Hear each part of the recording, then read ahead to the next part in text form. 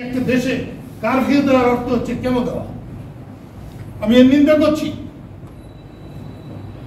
Helicopter থেকে বোমা ফেলা এটা কোনো গণতান্ত্রিক দেশের আচরণ হতে পারে না।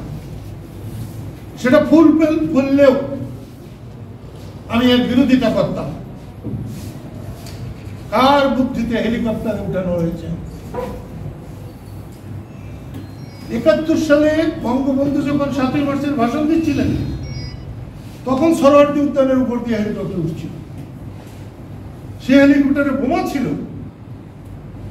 আজকে তো তার চেয়ে তো জঘন্য হবে, এটা কোনো ভালো কথা নয়। আমি প্রথমেই এই সাংবাদিক সম্মেলনের মধ্য দিয়ে টাঙ্গাইলের এবং সারা দেশের সাংবাদিকদের সাক্ষী রেখে আমি বর্তমান সরকারকে অনুরোধ করব, অনতি বিলম্বে আপনি একটি সর্বদলীয় সম্মেলনের আহ্বান করেন, সবাইকে ডাকেন। শুধু আওয়ামী লীগের 14 দলের বা 14 দল দেশ না, আপনি সবাইকে ডাকেন।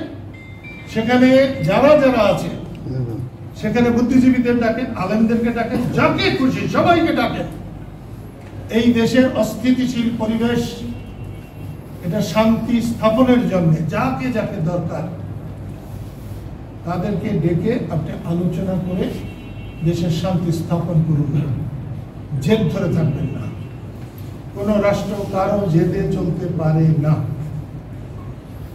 সরকার ঠিক চলছে না, সরকারি দলও ঠিক চলছে না। সরকারি দল কিভাবে চলবে এ নিয়ে আমার কোনো মাথা ব্যথা নেই, কিন্তু তারা যেভাবে পরিচালনা করছে, এই সরকারি দল পরিচালনার কারণে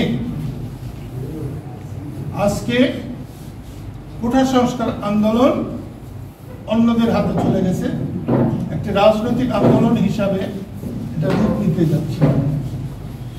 এখানে সরকার যদি মনে করে, বিশেষ করে আওয়ামী লীগ যদি মনে করে দেশটা শুধু আওয়ামী লীগের, বিএনপি যদি মনে করে দেশটা শুধু বিএনপি, তাহলে তারা সবাই ভুল মনে করছেন। দেশ আওয়ামী লীগেরও না, দেশ বিএনপিরও না, দেশ কারো বাবার সম্পত্তিও না, দেশটা দেশের মানুষের।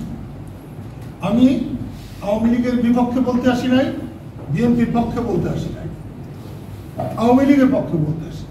আমি মানুষের পক্ষে বলতে এসেছি, যারা শহীদ হয়েছে তাদের পক্ষে বলতে এসেছি। দেশের মানুষ এইরকম অরাজকতা চায় না।